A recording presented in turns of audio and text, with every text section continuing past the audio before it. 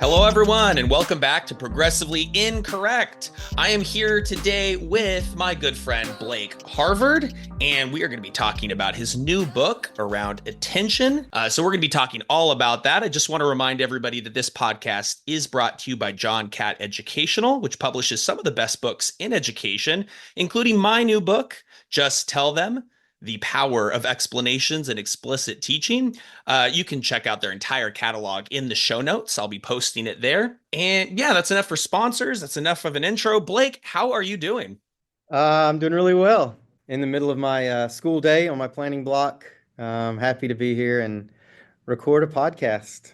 Talk teacher, right? And do the teacher talk thing. I love doing that.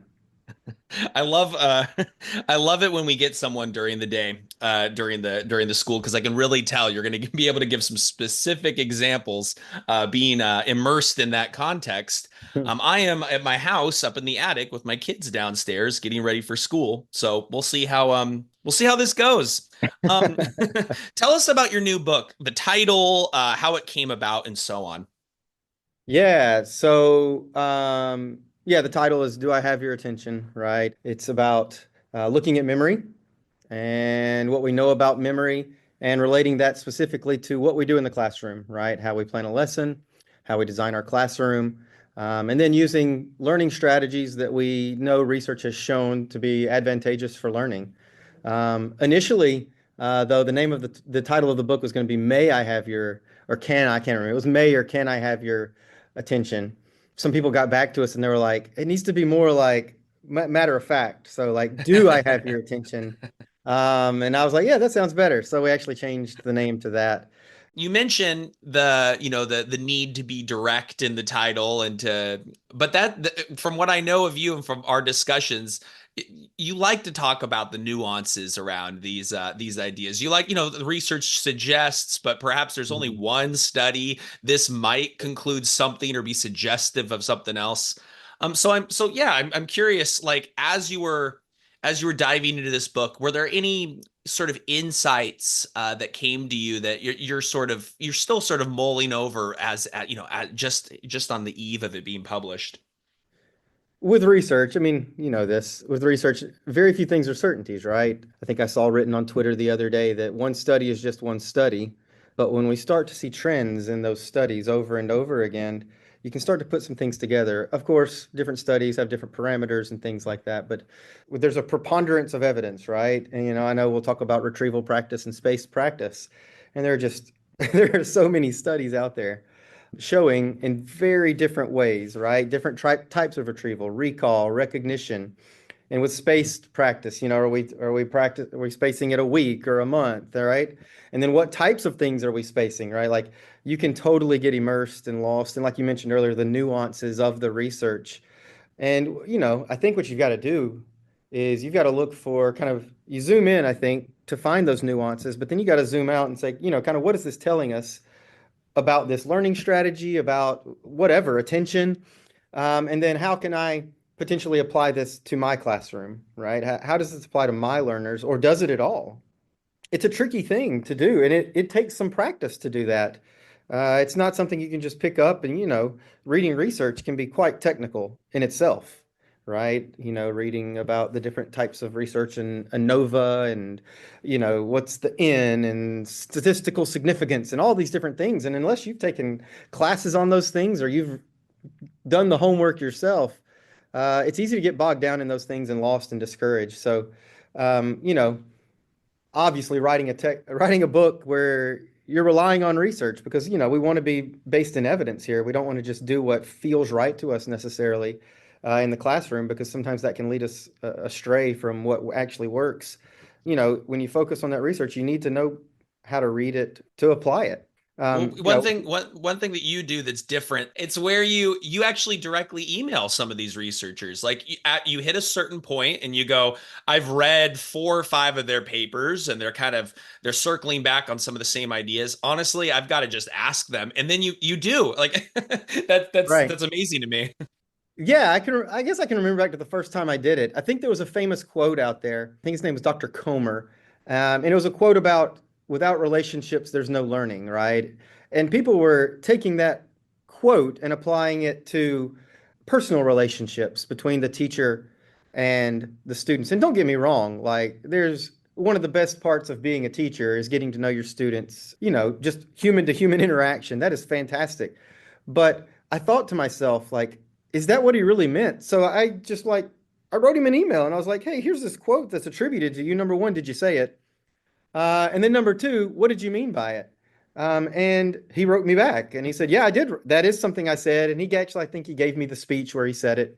But then he said, when I was referring to relationships, I meant with relationships with the material, the relationship between myself and what does this mean to me, not the relationship of person to person, teacher to student. But that was being totally taken out of context and used widely on Twitter as, see, this professor is saying it's the teacher-student relationship. That's what we need to focus on. And that's not what the quote meant at all. And then from there, it was weird that it seemed kind of revolutionary to just ask them, right? Somebody should write a book with that title or something like that. But then, yeah, I started reading research and a lot of the times when I write an email to a researcher, it's just to say thank you. Like, hey, I appreciate this. I can only imagine, but I can think like a researcher that's in a lab working with students on learning or whatever. They do the research, they write it up or whatever, they send it off to a journal. And then that might be the end of, like, they don't see what happens to that. They never get to see it applied or like, and in my mind, I mean, that's kind of empty. I want these researchers to know just, hey, thank you for doing this because I'm applying this in my classroom, right? And I think it's improving learning or whatever, but like, just thank you for doing the work that you do. And 10 times out of 10, they are so appreciative. They always will then offer like, hey, here's some new stuff I'm doing on this, or like, yeah, here's another similar paper and things like that, right? You know as well as I do again, that there's kind of, there's a gap there a little bit, right? With the researchers doing their thing, the classroom teachers either using it or not using it. And just me taking a minute and a half to look up an email address and then making an email, like that's fantastic. Like that's an easy thing to do to like make somebody's day, but then also make that connection and close that gap a little bit. So yeah, I do that pretty routinely. I think I'm going to start doing that a little more often. I wanted to sort of talk through your book and also, your views on how memory can be applied to the classroom. So let's start with planning. Planning for a lesson with memory in mind. How does one go about doing that? Or how do you think of those two things relating? Yeah, so I think it's everything, right? I'm going to paraphrase a quote that shows up in my book, but it basically says, if you're trying to plan your instruction without memory processing in mind, like you're blind. Very famous line from a book called Cognitive Load Theory. So if you're not planning your lessons with memory in mind, you don't know if what you're doing, if your classroom's set up, or how you're going to present the information, or how the students are going to work with the information. You don't know whether that's within the realms of what we know about memory, or if it's outside of what the human brain and memory can do, right? So like, to me, now that I know this, right, I can't think of not thinking this way when planning, right? So like just the physical environment. Students, anyone who's in a classroom knows that a necessity, and this is kind of where the book came from, for learning is attention. Whatever we're paying attention to, that's what we've got a chance of learning and remembering. If we're not paying attention to it, if we're not giving it our focus, there's no chance, right? So it's something as simple as, where's the presentation of the material coming from? If it's coming from me at the front of the classroom, I probably need my students all looking towards me. I don't need them turned around backwards. I don't need them at a table, a group, or sitting, and they can't see me easily because, again, teachers know this, like the smallest hurdle can derail a student's attention. It doesn't need to be much. It doesn't have to be some wild thing happening in the classroom, right? Just someone looking at their cell phone can make 5 other people turn away and not pay attention. So like, you don't have to know memory inside and out to apply these sorts of things, but just knowing that like, I need my students to be able to attend to me as easily as possible from a physical standpoint to be able to learn. So I need to make the classroom as memory friendly as possible with its setup, right? What's on the walls? I'm not saying the walls have to look like prison cells and be bare and everything, but we don't need frivolous things on the walls either that can take their attention away, because it will. And then it's kind of hard to blame the student if he's reading this poster I've got on the wall with motivational quotes and things, because I put it up there and he or she's reading it. So we need to think about how we're steering our students' attention. This is just one example, obviously, physically in the classroom. And that's where beginning with memory in mind, planning a lesson begins. I think is with that sort of thing, right? Of course, it can be applied other ways with how much material we're presenting, right? We know that working memory is limited and, we can only consciously pay attention to so many things at one time. So we've got to give time for students to digest the information we're presenting also. So we don't want to overload them, right, with information. It's hard, getting back to kind of your question, it's hard to downplay the importance of memory and planning because it is everything to learning. And a lot of people would argue the major job that we have as teachers is to educate our students. So if we're not thinking in a way where we can best educate our students, we're blind to a degree, right? So you've got to plan with memory in mind.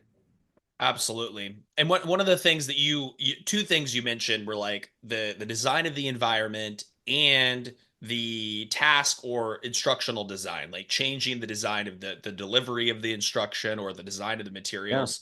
In your researching for this book, if you came across what I think is very tempting, but I'm not entirely sure I buy it, which is this idea that you can sort of beef up students' memory itself, like the structure of working memory, and this is almost related to attention as well. Like I think you can cultivate habits of attention, but like to seriously modify someone's attentional capacity. So what did you find when you were kind of digging around in that area?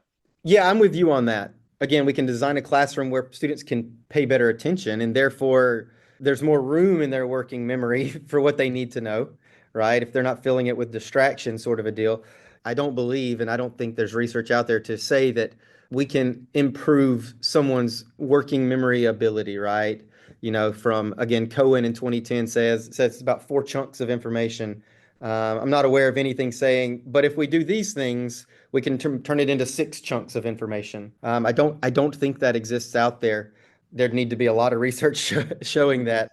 But like you said, you can definitely structure the environment, structure the instruction in a way that they can better attend and make better use of their limited working memory during the lesson, for sure. Because I present it on attention to teachers, and I feel like maybe sometimes they're coming in hoping I'll give them like the magic elixir, right? There's a kid in their class like me who has ADHD, an ADHD prone type of child who's very Right. distractible, and they just think like, how can we get him or her to stop doing this and that? And I come out and be like, you've got to curate an environment that doesn't create more unnecessary distractions, and you need Right. to teach in a way that slowly breaks it down. And I think they might interpret out of that wait, all you're talking about is what I should do, and you're not talking about them. And I think that's kind of true, though. You're sort of setting the Right. conditions for that child to have the best possible outcomes in your classroom. Exactly. I know that I used to do this in the past, right? Probably for the first half of my career as a teacher. I didn't think about what I was doing before the lesson affects kind of like what happens during the lesson of setting up the structure of the classroom and such.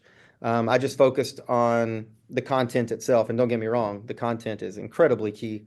But yeah, you've got to set the setting for the classroom there for learning. And again, when you're talking about ADHD or any other type of disorder or anything, you're not going to change the student. So you've got to again, just like with memory, you've got to work within those parameters. You're not going to stretch it anymore. Yeah, absolutely. Planning for a lesson with memory in mind, do you have certain strategies that you've kind of come across? The ones that, like I've heard, some of your strategies around retrieval practice that I think I've sent to teachers, and they're brilliant. But like, do you have some sort of like everyday kind of routines that you can rely on and pull out of your pocket at any time? Sure. So I teach at a school where we have 90-minute blocks. So I've got my students for 90 minutes, and I know that a lot of teachers don't have that long in a day with their students. So, I begin just about every single class with, 5 or 10 minutes of retrieval practice from past lessons. Number one, it's making use of retrieval practice and spaced practice, right? Having them recall information from at least 24 hours ago, maybe 48, maybe last week, maybe last month, right? And having them recall that again to an attempt to answer a question or have a discussion, and then probably relating that to what we're doing today. And then that's obviously incredibly powerful for memory there. So I usually begin every every class with some retrieval practice, just because it becomes habit. It also helps to set the setting for the classroom because they walk in, the students know what to expect. They sit down, they know where, if it's on a worksheet, they know where to pick up the worksheet before they go sit down. If it's on my television or on my screen, they know exactly what to do. So it helps to set the setting there at the very beginning, becomes habit. And they're also making use of retrieval practice and space practice, which I say this a lot in the book, but like I tell them about why we're doing this, right? Like I'm not just doing it because the teacher said so. Like here's some research that says use retrieval practice. Here's some research. Like here's what they did in this study. This is why you should space out your practice and not cram the night before, right? That sort of thing. But yeah, like retrieval practice is one of those things that you can always fall back on, especially at the beginning of class there. One of the things that I guess at the very beginning, like years and years ago, that people really latched onto that I did, but I mean, I didn't invent it or anything, but brain, book, and buddy, because I find that students they trick themselves into thinking they know things they don't, and then they have a false assessment of their knowledge, and then that has negative ramifications on down the line, right? If I leave a class thinking I know something because, oh, I heard the teacher say it, I understood it, I got it, right? And then they don't think about it again until the test, the summative assessment, then they're going to find out they don't know it, but at that point it's too late. So Brain Book Buddy is a nice way of like taking retrieval practice, answer these questions, form a discussion, come up with an argument for this or against this. And you can lay it over the top of any type of assessment like that, right? So the first time they go through it, they only use their brain. So it's like, this is the test. Pretend this is the test. You're going to answer these questions and turn it in. And let's see how many you can get right. And then whatever they can't get right, they're going to go to their notebook and see what their notes know. Okay. Now, again, this is after they've kind of already assessed what their brain knew and they've got a certain amount right or wrong. But then they go to their notebook and see if it's in their notes from the previous day. And a lot of the times they'll see that, oh man, I wrote this down yesterday, but I didn't know it today. And I want them to think through that. Like logically, what does that tell you then, right? Even though you thought you knew it yesterday, you wrote it down. That still wasn't enough, right? You've got to revisit it again. So we do brain, then we do notebook, and then maybe there's one or two questions they still didn't know. So then they turn to their buddy, their peers, and say, hey, I didn't have this. What did you get? Right? And if their peers knew what it was, but they didn't, again, I have them thinking back, kind of like that cognition, right? Metacognition, thinking about like, well, why did Susie know it sitting next to me and I didn't? I was here yesterday. She was here yesterday. She wrote it down. I didn't. What happened? Did I become distracted? Did I go to the bathroom? What happened, right? That means I didn't get it. So a lot of thought going into not just answer the questions, okay, tell me all the answers, but like a lot of thought and a nice process of thinking through what they actually know. And at the very beginning of a semester, it takes a while to explain to the students. But again, just like anything else, if I just walked into my classroom and said, like, use Brain Book Buddy on this, they know. Then we're going to use our notebook after I've already graded, and then Buddy. And it becomes a much truer assessment of what they actually know rather than answer 1 through 10. Here are the 10 answers. What'd you get? Okay, bye. Because they're going to correct their mistakes. And then they look at that 1 through 10 and they think, oh, I got all 10 of them right. Sweet. But you didn't get all 10 of them right, right? You only got 6 right. You corrected 4. But they leave with that false sense of security of I know this. So Brain Book Buddy is another great, easy thing to apply to any type of assessment in any class, at any level, really, grade level, that just makes your assessments truer, right, for yourself. And then again, from the teacher standpoint, it allows me to know like, oh gosh, I asked this question and only like 12% of my kids knew the answer. That's on me then. I didn't explain it well, or maybe I thought I said this, but I didn't, right? So it's a great assessment for me too as the teacher, to get a feel for what the students know and what they don't, what we need to revisit, what we don't, and that sort of thing. So it's one of those things that I started doing it and I'm like, man, this is so simple, right? But it makes assessment so much more powerful. And now I haven't stopped doing it. What you're talking about is I want these students to retain this information for a long period of time. And I want them to be able to transfer from certain the formats of the questions to sort of maybe the surface features have changed on a test, or maybe they need to have maybe they're having a discussion and they need to bring it up right with another student. So I need that there's a level of transfer involved. It's perfectly possible to simply ask students like, what did you think about today's lesson? Or turn to your partner and talk about what your favorite thing of the day was. And maybe there's some retrieving going on, but then maybe there's a lot of socializing, or maybe Right. we pretend, at least this is my view, pretend they're developing some sort of greater skill that is more powerful than just remembering the content you were meant to convey. So I think it's great.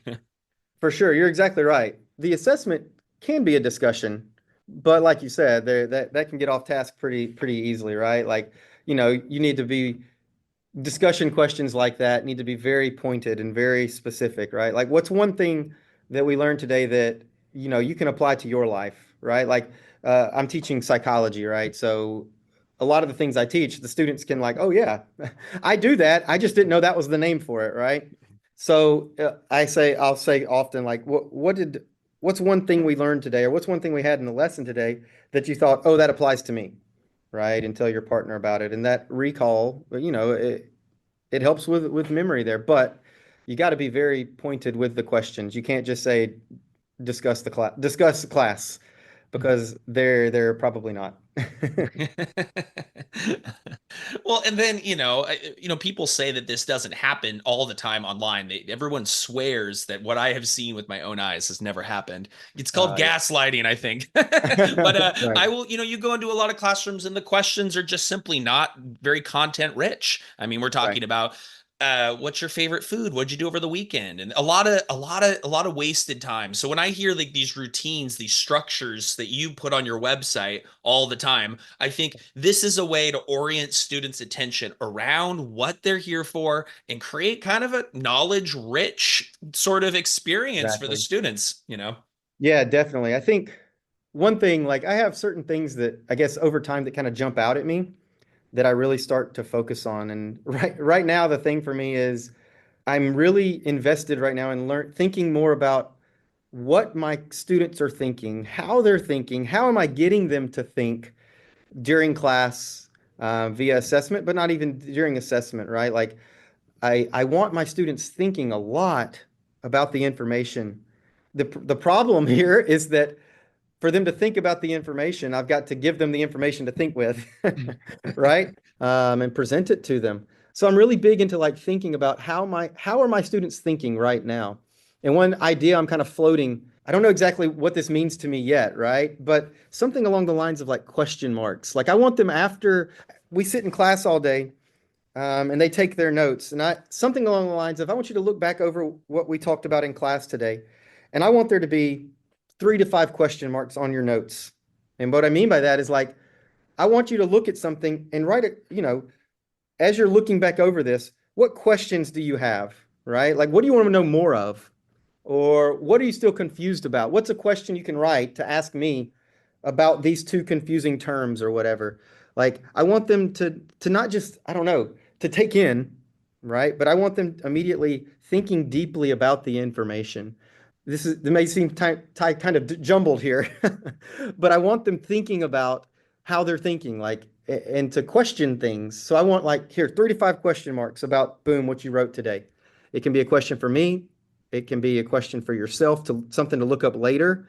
It can be a question for a parent, right? If we're talking about disorders in my class and they want to question something, I want them to do something with the information. So I am right now, I'm becoming obsessed with my students thinking. And so what does that look like in your classroom? This is one of our questions, right? Like Yeah. what are some of the signs of thinking that you're looking for? Oh, yes. So I one of the things I love, and this is definitely a true sign of thinking, is an organized, a very difficult question for me. So again, I'm teaching psychology, and we're talking all types of things, human behavior and such. And there are a lot of things we think we know in psychology, but there's also a lot of things we don't know in psychology, right? Tons of theories.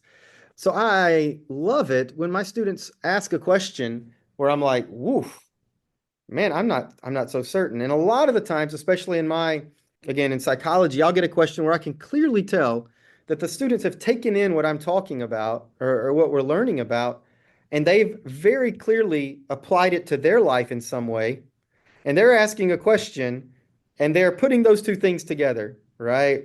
Here's the topic we're talking about. Here's how I think I've seen this in my life, but it's not exactly how it's been presented. So is this right? And it is such a clear, it's a clear view, right? It is kind of getting inside the black box, right? Of the mind of like, you've very clearly taken in what we've talked about. You've thought about how it applies to you, and now you're asking a question, putting those two things together. That is epic, right? That is incredible. I guess the very short answer to your question of how do we know they're thinking is assessment. It's assessing, but it's in the questions they ask. It's how invested they are in the material during class. Now, of course, some people are going to ask questions all day, every day, and some people aren't.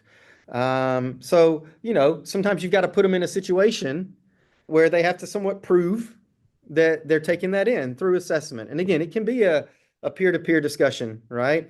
Or it can be a short answer or something like that. But sometimes you've got to make, I don't know that the students realize that by doing these assessments, it's not just gotcha, did you get this right or did you get this wrong? But you're showing yourself how much thought you may have put into this, and how much you understand this. It's not just for me. It's not just a grade in the grade book. It's how much have you been thinking about this? So, again, I said I'm kind of borderline obsessed with how are my kids thinking, and a lot of the times that comes from the questions they do in the middle of class, right? Or via assessments on that information. That those are two key ways to do it. And like I said earlier, I absolutely love when my students ask a question. And I'm thinking of one particular class right now, my third block. This happens a lot in that class. A lot of very just students who are just like, they love this stuff. And one person will ask a question, and like I said, they'll apply it to kind of like, I think this is how I've seen this in my life. And then another student piggybacks off of that, and they're like, "Oh yeah, yeah, yeah, that's similar to when I saw this," or like, and then before you know it, like the discussion is going on that is very clearly around the topic, and all these students are giving different examples of how this is applied to them or how they've seen this in their life, which of course is just giving other students the opportunity to learn from their peers, but also to see how get examples of that topic, to see it in a different context, right?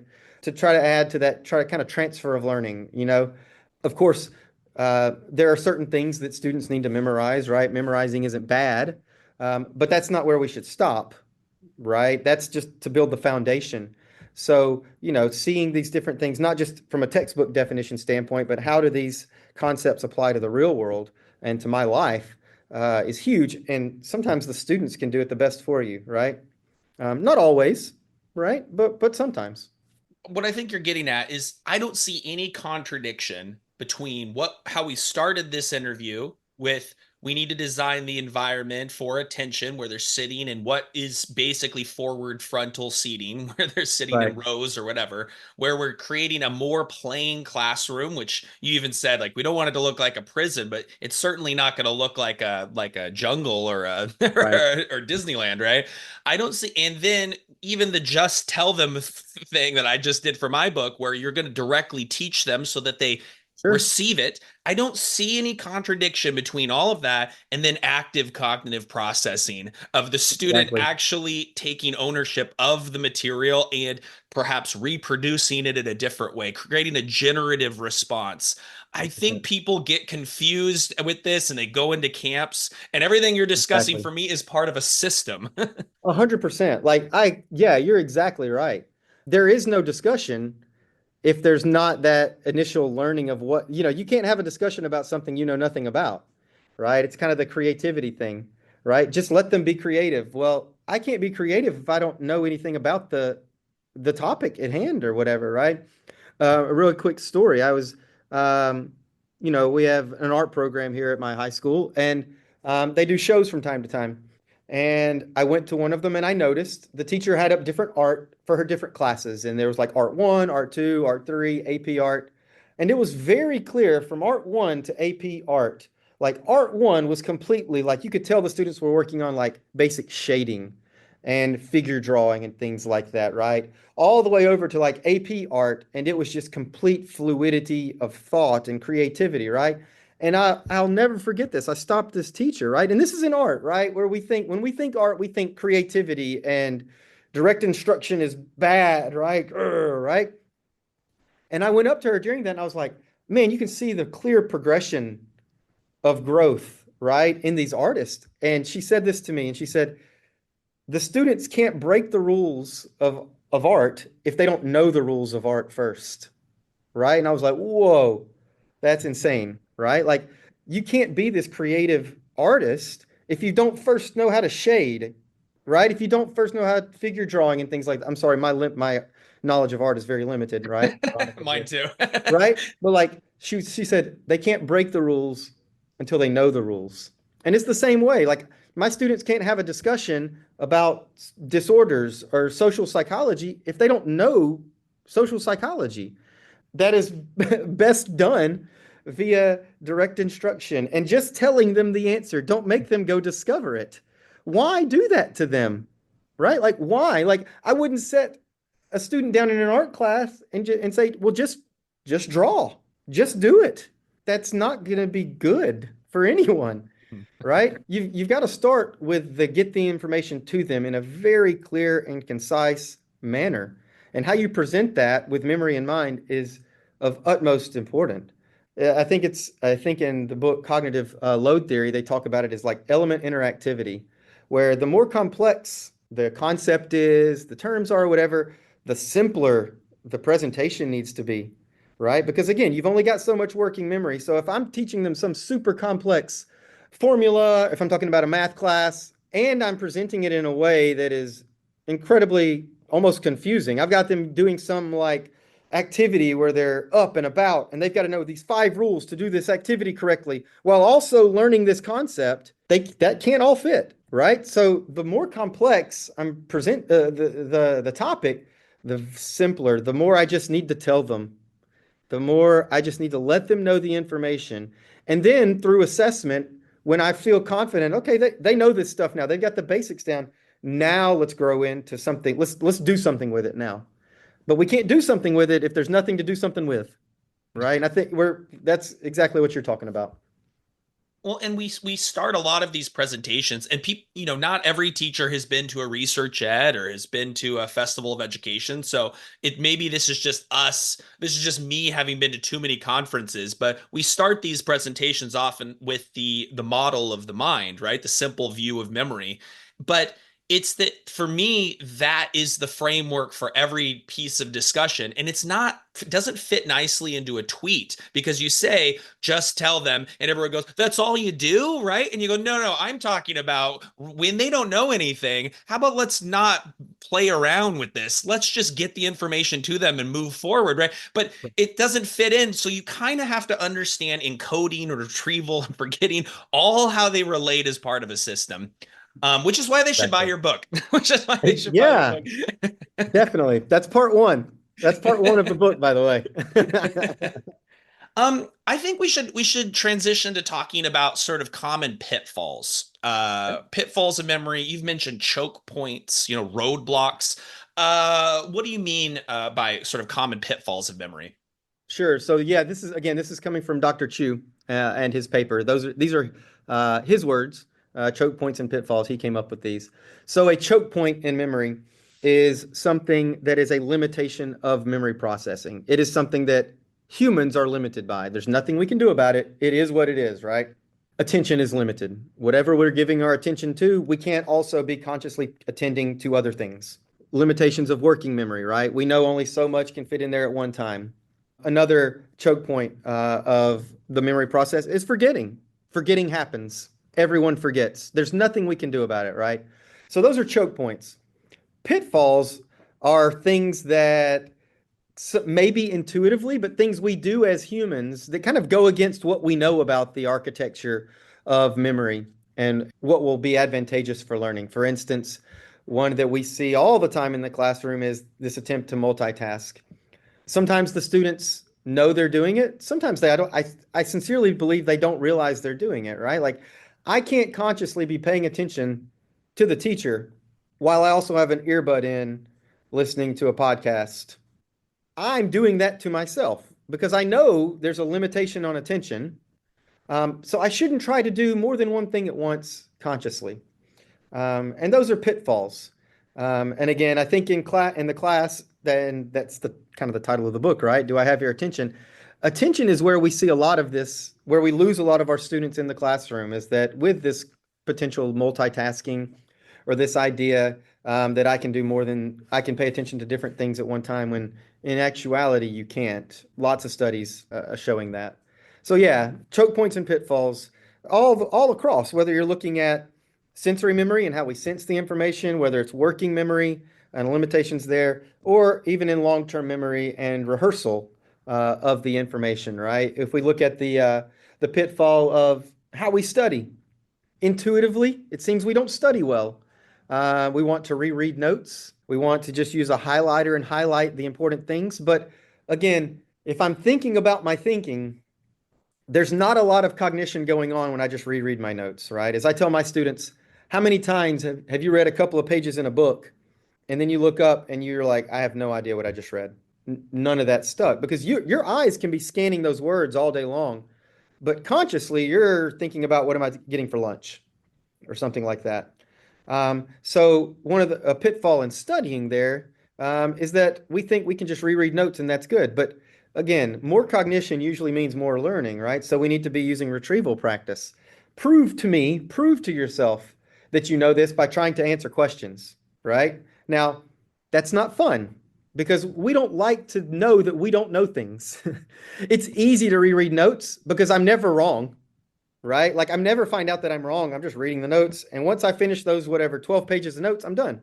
And I can package that up and hey, I studied because I read my notes. But a much more advantageous way for learning is to not just reread your notes, but answer questions about those notes, about that topic. And if you can answer questions about it, you can feel much more confident in your knowledge than just rereading your notes. But that's not what we want to do, right? And that's why it's one of the most common pitfalls there on that continuum of memory processing. Love it. And I think you'll enjoy this anecdote that I will bring to the podcast. And that is that I was in a taxi from a soccer stadium in England sitting with Doug Lamov, and we brought up your book. And we talked about your book going, yeah, and we basically came to, like, I was just asking Doug, who's been on the podcast, like, what do you think about like attention is, like what are your views on it, since I associate teach like a champion off it a lot with routines and attention. And he basically was like, he basically went to sort of the idea of discipline. And that's what I think that you're talking here is like, we need to get kids to be more disciplined with directing their attention so that they understand I'm not a multitasker. I can't have an earbud or my phone out. I can't have the game on while I'm doing my homework. Also, when I'm working, I need to consciously, actively process the information, which includes testing myself as opposed to just glancing over it. So I sort of see the connections here between like maybe what I said earlier. I'm like, I don't think you can train the mind, but you can train the learner to be more disciplined in their study. Yeah, definitely. Yeah. And that's also a part of that beginning class with retrieval there. With my students, they come in and they know the expectations. They know phone away, right? Phones up. And you're just focusing on this one thing. And I talk to them about that in like the bigger picture of like studying for a test. You can't realistically sit down for 2 hours and study for a test, but you can sit down for 15 minutes. And for 15 minutes, man, you're just like solely focused on this topic. And then even if you got to reward yourself, right? There's a little bit of psychology, some conditioning coming in here. For 15 minutes, my phone's in the other room. I'm not looking at it. I don't care. But for 15 minutes, but when that timer goes off for 15 minutes, I can go check my phone for 5 minutes. Yeah, yeah. And then slowly grow them 15. Okay, now do 20 minutes. And then 20, you're not expanding the abilities of memory. You're working within it, but you're creating great habits for studying and for learning. Love that. And the timer thing, I've heard that from Dan Willingham too, Yeah. at some conferences, the idea of like, just get yourself to focus for a little bit and you'll start to, and sometimes the timer goes off and you go, you know what? I'm just going to keep going. I'm on a Exactly. roll, right? Heck yeah. No, yeah, or I've got to finish up this one little topic. So I'm gonna do it for another couple of minutes. Right. And man, that's when you know you've got them there, right? When they're willingly choosing you over social media. And that's pretty good stuff there. The last thing I wanted to talk to you about was the topic that you brought to EdFest USA in Potomac, Maryland, and that was the idea of attention contagion, a Mm, research-based term, actually, it's as fun for as it sure. sounds. Can you explain what attention contagion is in sort of where we're at with that research and how it might apply to teaching? So attention contagion is the idea that either attentive behaviors in a classroom or inattentive behaviors are contagious. If I'm in a classroom with 20 other people and one person isn't paying attention, how does that person's inattention affect the people around them, right? If I'm around inattentive people, am I more or less likely to be attentive? To my knowledge, there are three studies out on this. The first one, I believe, came out in 2021. And then I think there was a second one in 23 and then one in 24. I'm not going to break down all three of them, but the first study was done in a lab with just two people in there, one confederate of the study and one participant. In one setting, they had the confederate be inattentive, but sitting in front of the participant watching a lecture. So the participant got to see the inattentive behaviors, and then they saw how that impacted them. And as you could probably imagine, during the lecture, they were asked to take notes, and at the end of the lecture, there was a quiz. And those that were paired with an inattentive confederate took fewer notes and scored lower on the assessment, right? Because they were with that inattentive person. Now, interesting note here in all these studies, the inattentive person wasn't like outwardly distracting, right? It's not like they were drumming on their desk or doing something. They just weren't paying attention. So maybe they just slouched. Maybe they would just kind of look around, right? But they weren't like disruptive of the situation. They just weren't attentive to the lesson. So in that first study, that information showed that what one person being inattentive kind of affected the other person's ability to be attentive. And then in the second study, it was online. And what was cool about that one is that it was with the thumbnails at the top, right? During a lesson. And same sort of thing. If the people in the thumbnails look like they're not paying attention, I'm less likely to pay attention. And again, same idea. Take fewer notes, I think, and definitely score lower on the post assessment there. The third one was in a lecture hall, I believe, with 60 students, and they did it 4 different times with 60 different groups of people. That one kind of did the same thing, where they would have like a row of inattentive Confederates, and then another row where it was like attentive, inattentive, attentive, inattentive, sort of a deal with the participants.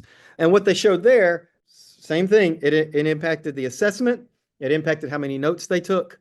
An interesting thing of note in that one, though, is that only the people that were sat in between the inattentive Confederates seemed to be aware of their inattentive Confederate. If I was on a row with all attentive people, I didn't notice it. I didn't notice it behind me, and I didn't seem to notice it in front of me as much either. But in every situation, all three of those studies so far, it definitely showed a bit of attention contagion. And in every study, it seemed to be the inattentive Confederate that caused the contagion, not the attentive Confederate. And that's not a good thing, right? But going back to what we said earlier, right? We only have 3 studies on this, but we're starting to see some trends here. So I can't just think to myself, hey, John's not paying attention over there, but hey, that's just John. Well, John could also be impacting Samantha sitting next to him, and so on and so forth. So other people's inattention impacts other students. And again, that's another conversation to have with your students, right? Don't just know it and be like, you need to pay attention because, like, no, hey guys, here's 3 studies showing this in a research setting in a classroom that your behaviors impact others. Now, some students aren't going to care about that, but some students are, right? They didn't realize, oh my gosh, like how I'm acting impacts others' learning. And they're going to take care of wanting to be maybe a little more attentive for that reason. So yeah, attention contagion is kind of one of these new things. Again, I think it's something that teachers kind of like understood that, right? If somebody's being inattentive, it's probably impacting others, but it's nice to have the research to show it. And again, especially when it's not like outward inattention, somebody's distracting, someone's being loud, they're just not paying attention. And just that simple somebody else not paying attention seems to make other students not attentive.